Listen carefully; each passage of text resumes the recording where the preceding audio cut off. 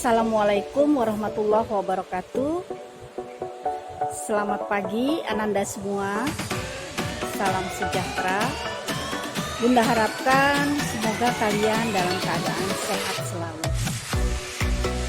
Ceramah.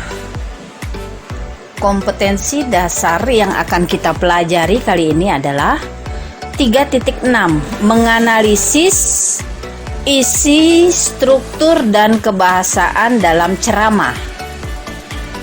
4.6, mengonstruksi ceramah tentang permasalahan aktual dengan memperhatikan aspek kebahasaan dan menggunakan struktur yang tepat. Tujuan pembelajaran pada materi kali ini adalah peserta didik diharapkan mampu menganalisis isi, struktur, dan kebahasaan dalam ceramah dengan tepat. Yang kedua, peserta didik diharapkan mampu mengonstruksi ceramah tentang permasalahan aktual dengan memperhatikan aspek kebahasaan dan menggunakan struktur yang tepat.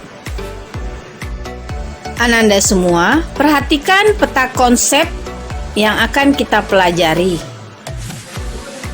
Teks ceramah yang akan kita pelajari dalam bagian ini ada dua. Pertama, menganalisis teks ceramah.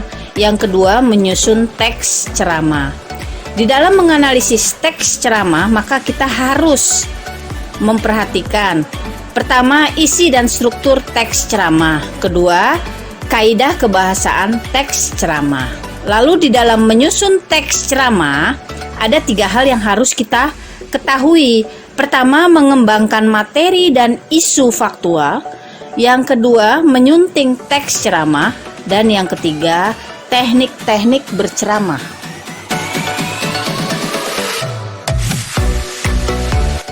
Berikutnya, perhatikan isi dan struktur teks ceramah.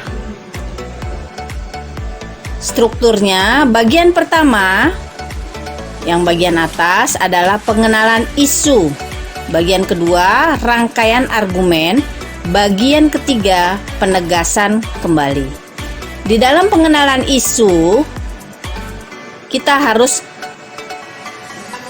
memasukkan gambaran permasalahan umum yang akan kita sampaikan dalam ceramah tersebut.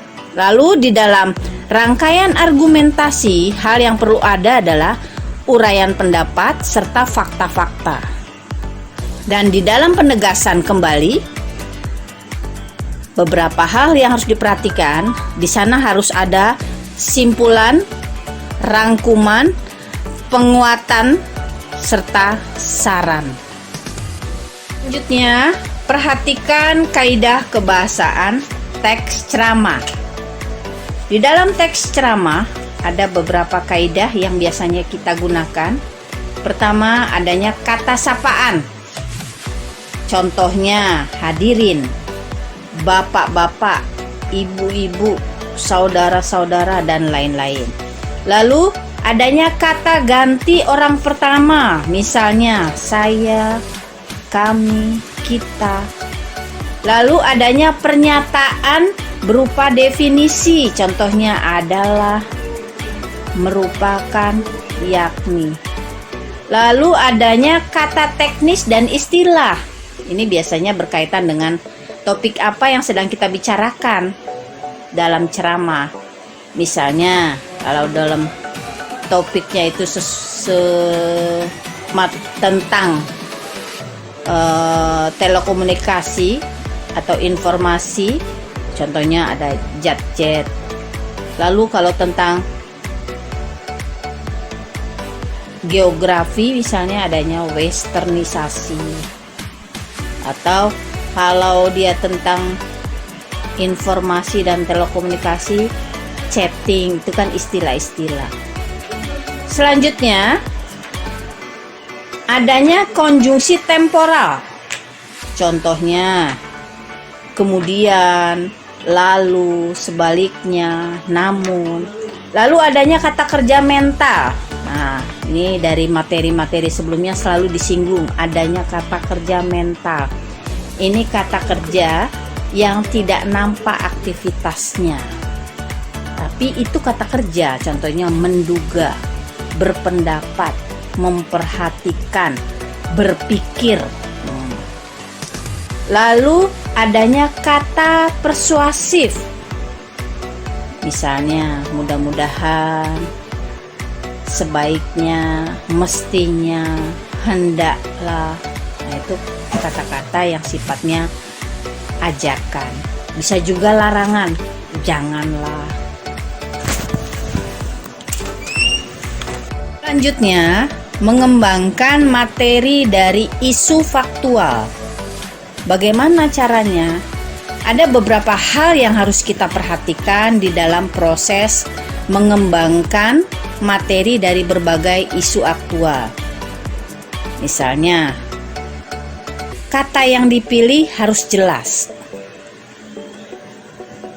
Artinya, menggunakan istilah yang sesuai maknanya dengan maksud dan tujuan dari kalimat tersebut. Lalu menggunakan kata yang tidak berbelit-belit, sederhana.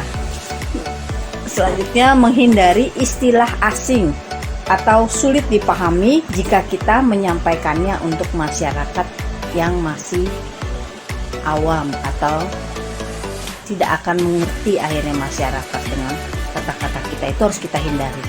Lalu, kata yang dipilih harus tepat.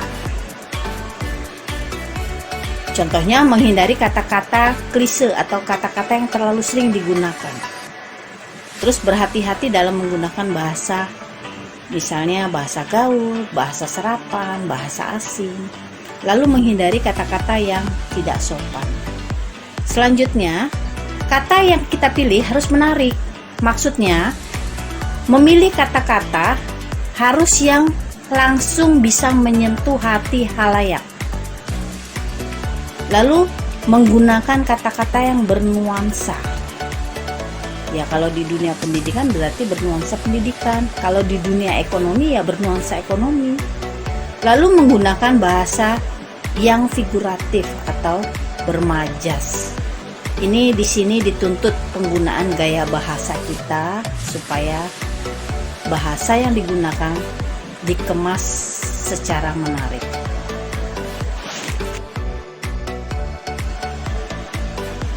Sekarang tiba pada pembahasan tentang menyunting teks ceramah atau mengedit. Langkah-langkah yang harus kita perhatikan di dalam menyunting teks ceramah adalah: pertama, memastikan teks ceramah yang kita sunting adalah bentuknya sudah dikembangkan. Menyediakan bahan pemandu penyuntingan seperti EBI atau Ejaan Bahasa Indonesia. Mencermati bahan-bahan suntingan meliputi isi, struktur, dan kaidah bahasanya. Nah, di dalam mencermati bahan ini dituntut seorang penulis harus sudah menguasai dulu. Lalu, memperbaiki kesalahan dalam bahan suntingan dengan berpedoman pada bahan, pada persiapan sebelumnya, misalnya menyediakan kamus istilah, lalu menyediakan kamus umum bahasa Indonesia, atau menyediakan EBI, Ejaan Bahasa Indonesia. Anda semua perhatikan teknik-teknik yang harus dikuasai oleh orang yang akan berceramah atau oleh orang yang akan membuat teks ceramah. Pertama, lafal. Nah, lafal adalah cara mengucapkan kata atau bunyi bahasa. Harus jelas orang yang berceramah, jangan sampai lafalnya itu tidak jelas sehingga nanti orang kurang tertarik untuk memahami isi ceramah kita. Ketidaktepatan penceramah dalam melafalkan dapat mengganggu pemahaman pendengar. Lalu, intonasi ini juga perlu diperhatikan dalam berceramah. Intonasi adalah naik turunnya lagu kalimat. Ini berfungsi sebagai pemberi ekspresi dalam ceramah. Ini sangat perlu sekali diperhatikan oleh seorang penceramah. Lalu mimik.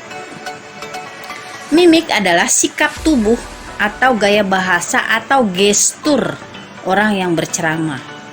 Mimik sangat berpengaruh dalam mendukung dan menciptakan suasana saat kita berceramah. Mimik juga mempengaruhi performer seseorang di dalam berceramah.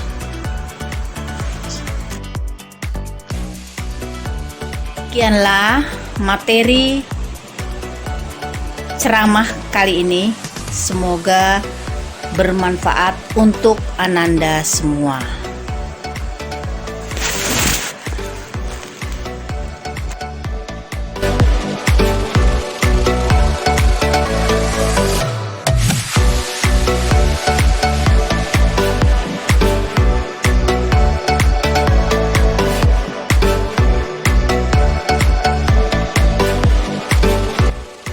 Sekian materi pelajaran kita kali ini. Sampai jumpa di lain kesempatan. Assalamualaikum warahmatullahi wabarakatuh.